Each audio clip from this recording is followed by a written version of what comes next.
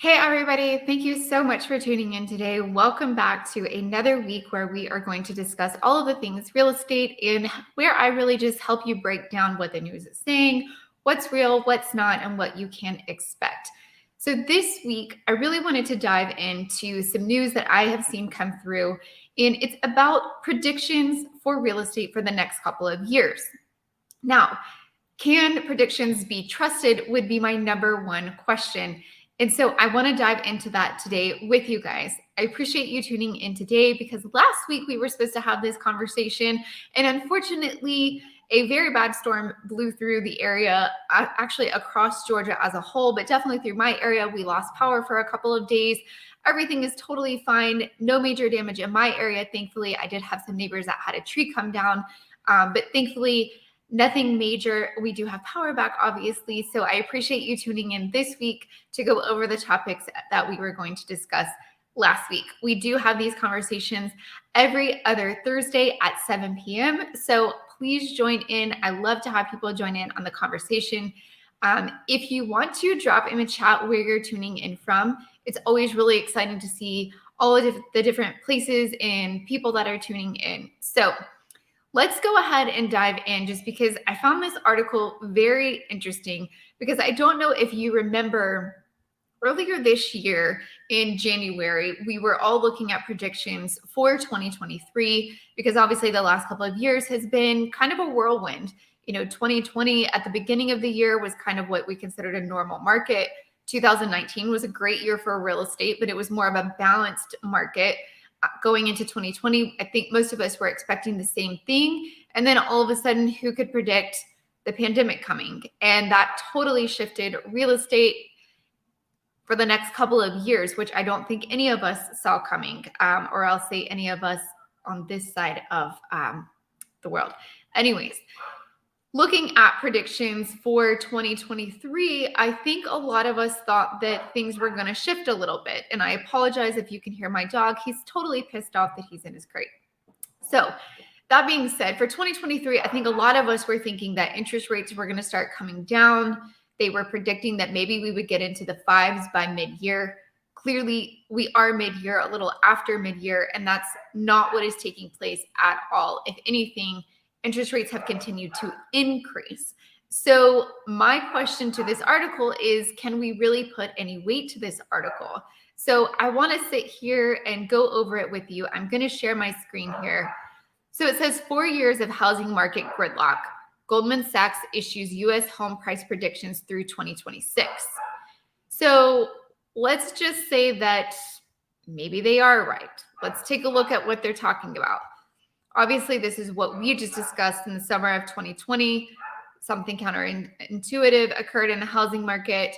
Despite the unemployment rate remaining in double digits, we all know what this meant. Basically, it got to the point of the pandemic hit. It totally shifted things. So now we have to deal with what came with that. Well, what did come with that? Why did the housing market get so crazy? A lot of people went to virtual work. So a lot of people that lived in the city because they had to commute into the city. So they ended up living in the city. They saw this as an opportunity. If I am going to work from home, there's no way I'm going to stay in this condo or apartment. I'm moving out to the burbs where I can get more for my money. I can get a yard for my dog. I don't have to deal with traffic as much. So a lot of people moved further out. A lot of people that were getting some of the stimulus checks saw that as an opportunity to put a down payment on a home.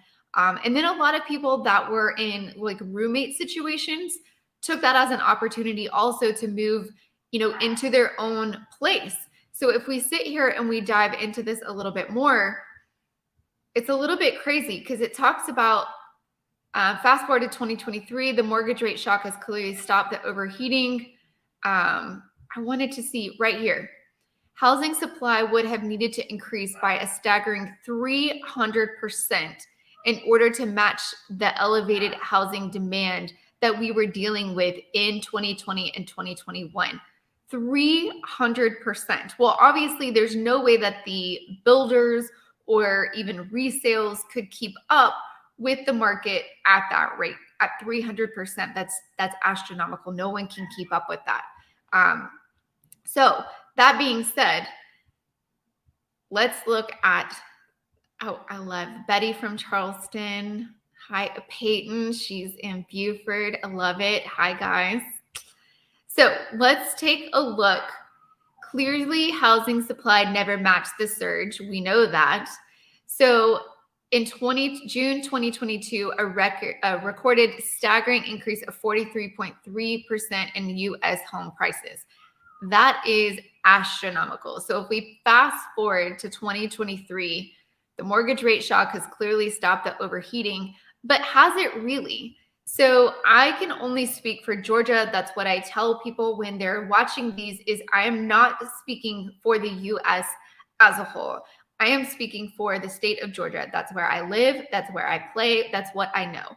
So I can sit here and I can look at things, statistics for the US as a whole, but if you compare Atlanta and the surrounding suburbs to Austin, Texas, or anywhere else, it's not going to be the same. A lot of places across the US have seen home prices come down. Georgia has not. If anything, we've seen them increase. Now, are we seeing them increase the way that we saw them the past couple of years? Not even close. The past couple of years, we continue to see home prices going up at astronomical rates of 15%, 20%. Right now, Georgia has been seeing things increase between, depending on where you are in Georgia, between 1% and 4%, which for Georgia, that is pretty much a balanced number that we see. The typical rate that Georgia sees increases is around 4 to 6%. So this is back to like a typical market for Georgia. But where it gets tricky is a lot of people really expected to see home prices here come down. And they're not seeing that. So they're frustrated because they're talking about, well, prices are still inflated. Interest rates are still inflated. When are we going to see a balance? Well, that's what this article is talking about. So if we look at that, does the recent house price stabilization indicate that the window to relinquish some of the gains from the pandemic housing boom has closed? Realistically, no, because look at this. Looking ahead, Goldman Sachs forecast model predicts a very faint increase.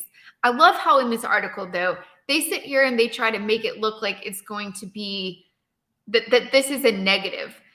So in 2023, we'll only see a 1.3% increase. In 2024, we'll see a 1.7% increase.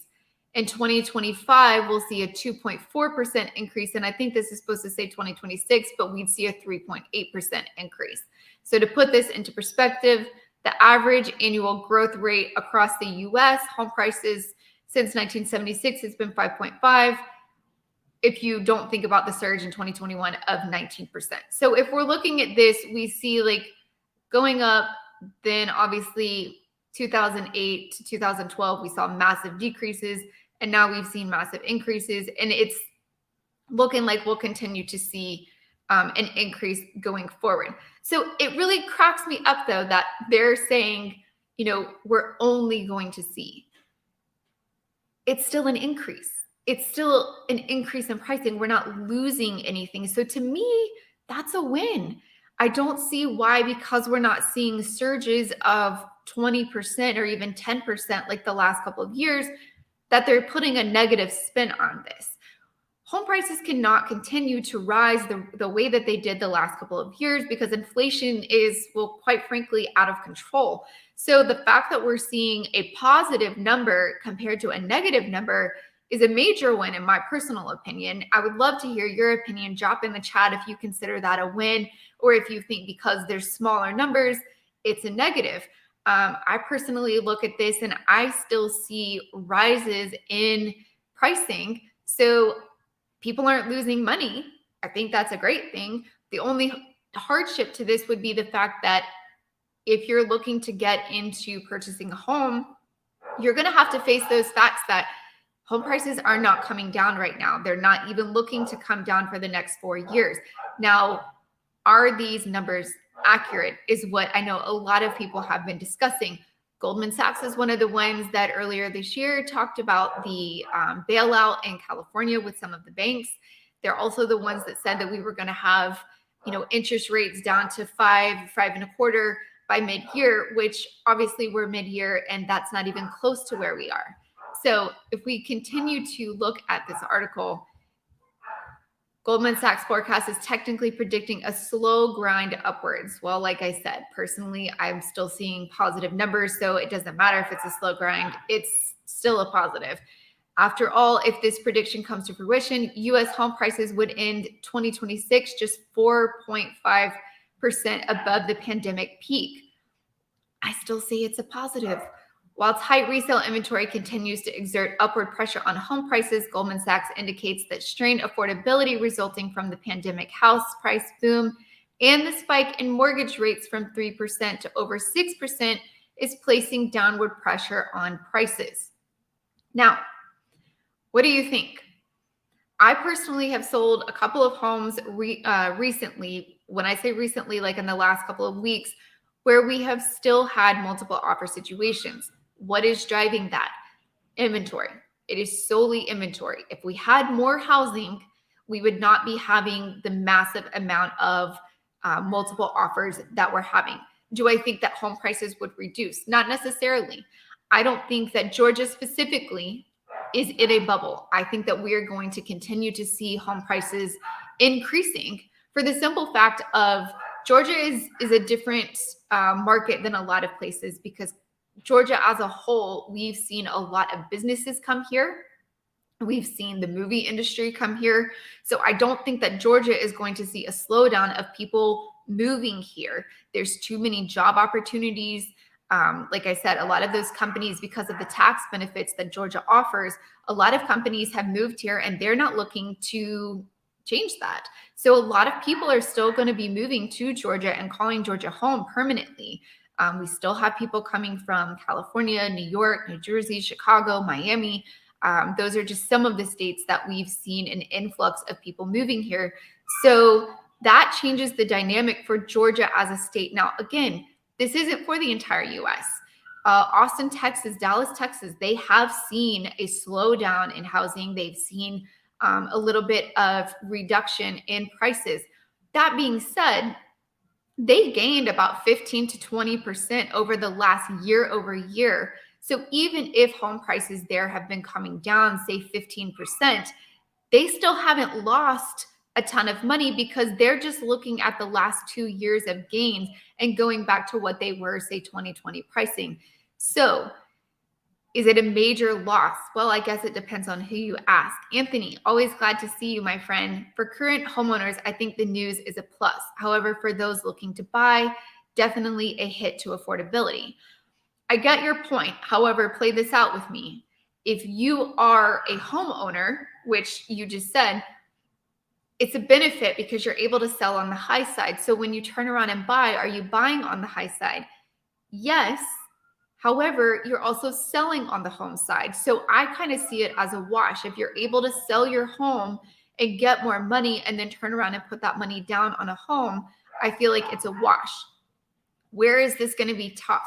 This is going to be tough for the homeowners, or I'm sorry, the people that are trying to become homeowners. They don't have a home yet. Maybe they've been renting, or maybe this, they're a young family and they're starting, to get into a home. Those are the people that are going to be having a tough talk because with interest rates still high, housing prices still high, and obviously looking at this article, it's just continuing to stay high. What is that going to look like for either young families or young individuals that, maybe they've been saving, they've been living with their parents, they've been saving up, and now they're wanting to get into the market. What is that going to look like for them? Because they don't have the equity from a home that they're selling to then turn around and flip that onto something that they're purchasing. So I do think we're going to have to see what that looks like. So going back to this article, it sounds like Goldman Sachs does indeed expect some softening this fall. With mortgage rates now 75 basis points higher than in the spring, we expect some affordability-related pressures will drive weaker home price growth in coming months. Look, I'll be honest. It's my personal opinion that I don't think we're going to see a softening for a little while. I don't think that we're going to see a softening in the market until, frankly, next year. Why are we going to see it next year? Well, you guys think about what's happening next year and you give me your own opinions. I'm not here to play politics. However, I have been doing this for 18 years and I've watched every 4 years as the market gets a little easier during specific times. So you tell me your thoughts. I personally think that we will see a softening, but we're not going to see it anytime this year. I think interest rates are going to continue to stay high. Unfortunately, even with the job market, as it's coming, down and really staying at a stable rate, that is not helping interest rates. I hate the fact that the market really plays off of each other. When we start to see more people lose their jobs and the economy struggling, then that's when we see interest rates coming down because they're trying to, generate the market, people coming back into the market. So you have to see this balance. And unfortunately, job is good right now. Job opportunities here in Georgia are everywhere. So the interest rates are going to stay high. One thing that I have noticed is, and this is a conversation that I've been having with a lot of people, is commercial real estate. So obviously in 2020, when we saw a lot of companies, they were going virtual. Some of those companies have gone back to in-person work, maybe not even full-time like it was in 2020 or even, before that, but in-person work at least 3 days a week, 2 days a week. So people can kind of go back and forth between maybe you work from home a couple of days, but then you do have to report to your office a couple of days a week as well. And I think a lot of companies realized while they preached in 2020, oh, this is great, we see the benefit of everybody working from home, then they realized maybe it's not so great. The team and camaraderie of having everybody gone just wasn't the same. And so a lot of people that have teams or need to work in groups, they realize we really do need to be in person at least a couple of days a week. And so a lot of those people are having to report back. Other companies have decided, you know what? We just don't need the massive amounts of commercial space that we had, and we are going to keep a lot of people virtual. And so a lot of companies are letting their commercial spaces go, or they're significantly downsizing the commercial spaces that they had. So what is that space going to look like for commercial real estate? Now, I personally don't work in commercial real estate, but I've been having this conversation with some of my partners that do work in that commercial space. And this article here, I'm going to share with you guys, was very interesting. So let's take a peek. The Texas JV breaks ground on second Atlanta office to residential conversion. So this is something that really started in New York and then has made its way over here to Georgia. There's a pair of Texas-based real estate investors, and they are taking some of the office space in Atlanta, and they have been changing that to residential. So they're taking some of the office space that's currently already built, because what we've noticed a lot of times here is you're seeing these office buildings and they're completely sitting empty. Well, so what's going to happen with that office space? It's not like we just tear these buildings down. So they are taking the opportunity to turn some of those commercial spaces into condos or apartments.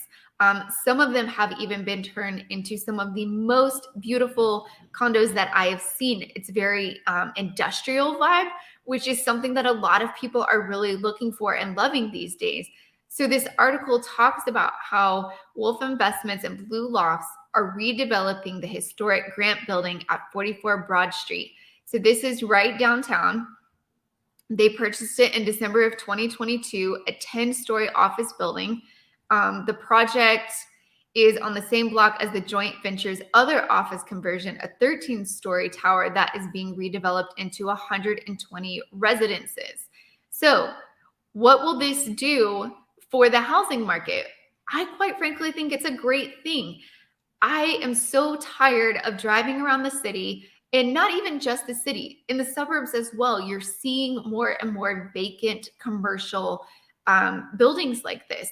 So I think it's a great thing that they're able to take this, turn it into a positive. They're not having to demo a building. They're taking this and going to be able to create more housing that is desperately needed, especially in Atlanta, because, like I said, more and more people are still coming here. There's a lot of new construction in the suburbs, but it's a little bit further out because a lot of places are just built out. Swanee, where I live, there's not a lot of places to build anymore. So the fact that they're taking some of these commercial buildings in the city and turning them into a place of residence, I think is going to be great. These buildings are really cool buildings. Like I said, they've got that industrial vibe. So something that I thought was super cool. I don't know if you guys watch HGTV, but there's a lady on there. She does a lot of flips. She's out of Chicago and she does a ton of flips. Recently, she took her personal commercial building.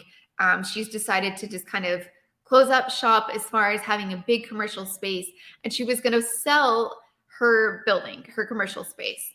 And she put it on the market and she got an investor that was going to buy it. And what was he going to do? He was going to take that space and turn it into residential.